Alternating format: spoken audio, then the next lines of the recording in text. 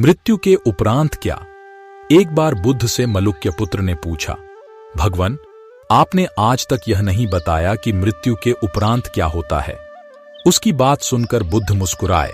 फिर उन्होंने उससे पूछा, पहले मेरी एक बात का जवाब दो।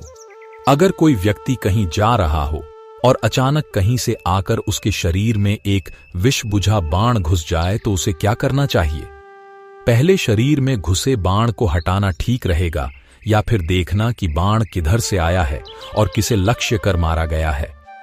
मलुक्य पुत्र ने कहा, पहले तो शरीर में घुसे बाण को तुरंत निकालना चाहिए, अन्यथा विष पूरे शरीर में फैल जाएगा। बुद्ध ने कहा, बिल्कुल ठीक कहा तुमने। अब यह बताओ कि पहले इस जीवन के दुखों के निवारण का उपाय किया जाए या मृत्यु की बाद की बातों के बारे में सोचा जाए? मलुक्य पुत्र अब समझ चुका था और उसकी जिज्ञासा शांत हो गई। बुद्ध ने कहा, सबका हित करो। एक दिन एक व्यक्ति बुद्ध के पास पहुंचा। वह बहुत अधिक तनाव में था।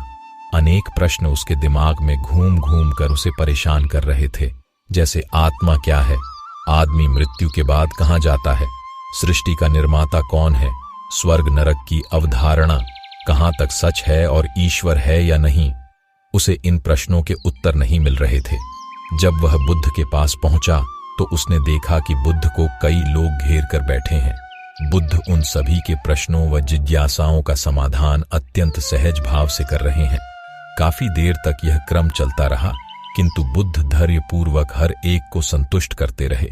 बेचारा व्यक्ति वहां का हाल देखकर परेशान हो गया।